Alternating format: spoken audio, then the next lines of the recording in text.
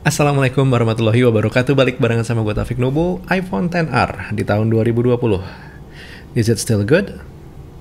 Kita coba obrolin.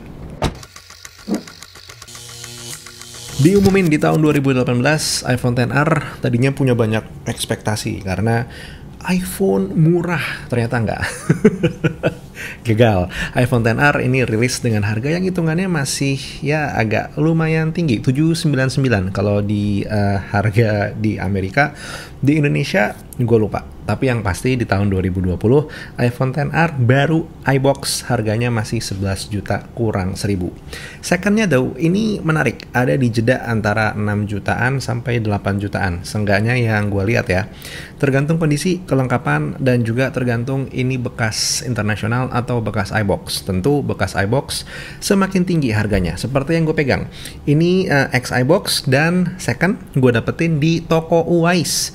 Satu buah toko yang menurut gue super menarik karena dia punya layanan namanya cash after delivery. Ya, cash dibayar after setelah delivery, setelah barangnya sampai. Buat yang pengen tahu gimana sistem cash after delivery-nya toko Uwais seperti apa, silakan cek kolom deskripsi. Gue naruh link IG-nya toko Uwais. Dan kenapa gue berani ngomongin tentang toko yang satu ini?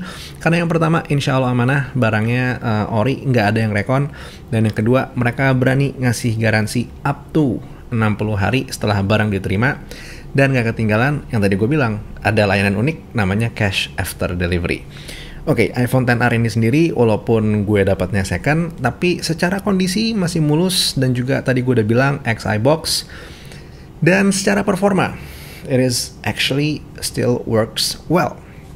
Kita coba ngeliat spesifikasinya ya. Dia menggunakan chipset A12 Bionic, punya RAM-nya 3GB dengan storage 64, 128, atau 256GB. Panel layar LCD atau dikasih nama sama Apple Liquid Retina Display. Dual speaker, setup kamera belakangnya hanya 12 megapiksel dan kamera depannya itu 7 megapiksel. Untuk ukuran bodinya sendiri, dia punya dimensi 15 x 7,5 cm dengan ketebalan itu 83 mm. Satu hal yang lumayan bikin gue kaget ya, awalnya gue kira adalah, oh ini iPhone untuk dioperasikan dengan dua tangan nih, kalau pakai satu tangan ribet. Ternyata enggak.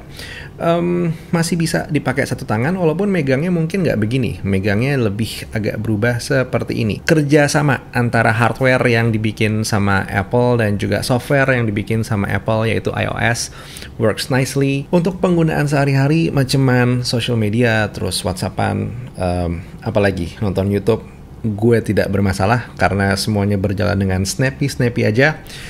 Untuk main game, Oke, it actually berjalan dengan baik, tidak ada masalah. Tapi layarnya yang 6,1 inci ternyata kekecilan untuk selera gue bermain game di tahun 2020. Tapi responsivitas layar aman dan performa main gamenya sendiri gue tidak merasakan ada frame drop atau apapun yang membuat permainan jadi mengganggu. Oke, secara layar, iPhone XR ini ukuran layarnya emang belum FHD pun gitu, masih HD Plus kali jatuhnya ya, 828 dikali 1792. Tapi secara pewarnaan masih tetap vibrant. Kalaupun nonton multimedia YouTube atau sejenisnya juga hitungannya gambar masih tajam-tajam aja. Yang jadi menarik adalah karena dia masih menggunakan panel LCD atau kalau kata Apple namanya adalah Liquid Retina. Baterai yang dimiliki sama si iPhone XR ini jadi lebih hemat. Baterainya iPhone XR ini hanya 2942 mAh loh. Tapi penggunaan A12 Bionic, yaitu chipsetnya dipadukan dengan layar yang masih LCD, ngebikin iPhone XR ini pada masanya adalah iPhone dengan daya baterai terbaik. Catatannya mungkin hanya di fast chargingnya aja, yang hanya 15 watt. Untuk masalah kamera sendiri, walaupun setup kamera belakangnya ini hanya satu buah kamera aja, tapi ini adalah fraction of flagship kamera yang digunakan oleh iPhone pada umumnya. Jadi hasil yang bisa didapatkan adalah kita bisa ngedapetin dynamic range yang luas, terus juga ketajamannya it's more than enough untuk penggunaan social media, depan dan juga belakang. Bahkan gue beberapa kali menggunakan iPhone XR ini sebagai top shot untuk bikin video unboxing, dan hasilnya bagus. Nggak ada yang protes, nggak ada yang komplain, nggak ada yang bilang hasil gambarnya handphone banget, nggak ada. Jadi I'm pretty happy with it. With all those experience, gue menggunakan iPhone XR di tahun 2020. Kalau ditanya, Vic, apakah lo bisa merekomendasikan penggunaan iPhone XR di tahun 2020? Jawabannya adalah as easy as yes.